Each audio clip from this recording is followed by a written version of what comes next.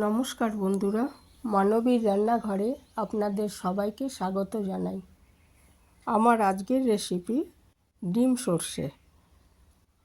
খুবই সহজ সিম্পল একটা রেসিপি, তো সেটাই আজ শেয়ার করব আপনাদের সাথে।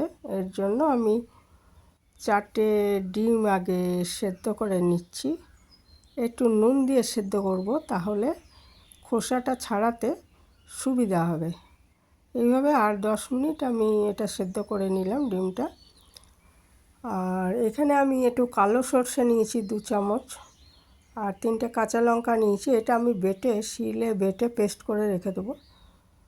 আর তারপরে এখানে একটা ননস্টিক কড়াইতে আমি 2 চামচ মতো সর্ষের তেল নিয়ে নিয়েছি। সর্ষের তেলেই রান্নাটা করবেন, সাদা তেলে ভালো হবে না। তেলটা গরম হয়ে গেলে আমি একটু 1/2 চামচ মতো কালো জিরে দিয়ে দিলাম ফোড়ন হিসাবে। তারপরে এখানে আমি একটা মাঝারি সাইজের পেঁয়াজ কেটে রেখেছিলাম, সেটাকে আমি দিয়ে খুব ভালো মতো ভেজে নেব, হলুদ দিয়ে আর সামান্য নুন দিয়ে।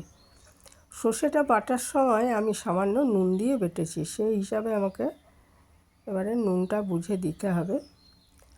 আর সর্ষে বাটার জিনিসে নুন অনেক সময় বেশি হয়ে যায়, অন্তত আমার তো হয়ে যায়, সেই জন্য একটু কম করেই আর কি দিয়ে তারপর দেখে এটা দেব। আমি সামান্য নুন দিয়ে দিলাম, 1/2 চামচের কম দিয়ে এটা পেঁয়াজটাকে খুব ভালো মতো ভেজে নিচ্ছি।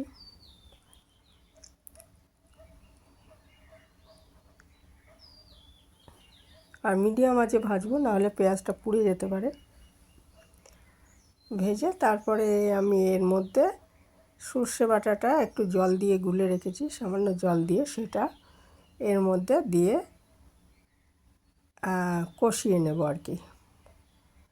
আমি আর তেল দিইনি, ইচ্ছে করলে এর মধ্যে আরেকটু তেল দেওয়া যেত, তো আমি হালকাই রান্নাটা করতে চেয়েছি, ওই জন্য আর তেল দিইনি এর মধ্যে। তো সর্ষে বাটাটা, কাঁচা লঙ্কা আর অল্প নুন দিয়ে বেটে রেখেছি, সেটা ওই দিয়ে দিলাম আর সামান্য একটু জল দিয়ে তারপরে এটাকে আমি একটু আবার কষিয়ে নিচ্ছি।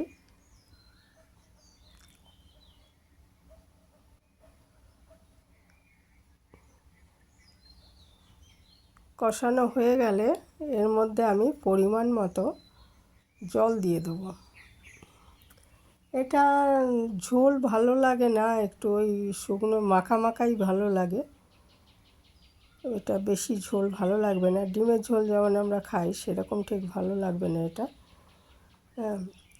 তা এটা আমি দিয়ে ডিমটা দিয়ে দিলাম, সেদ্ধ করা ডিমটা ইচ্ছে করলে ভেজে নিতে পারেন, তবে আমাদের বাড়িতে এরকমই পছন্দ করে, তাই আমি ডিমটা আর ভাজিনি, সেদ্ধ ডিমটাই দিয়ে দিলাম। আর 2টো কাঁচা লঙ্কা দিয়ে দিলাম এর মধ্যে।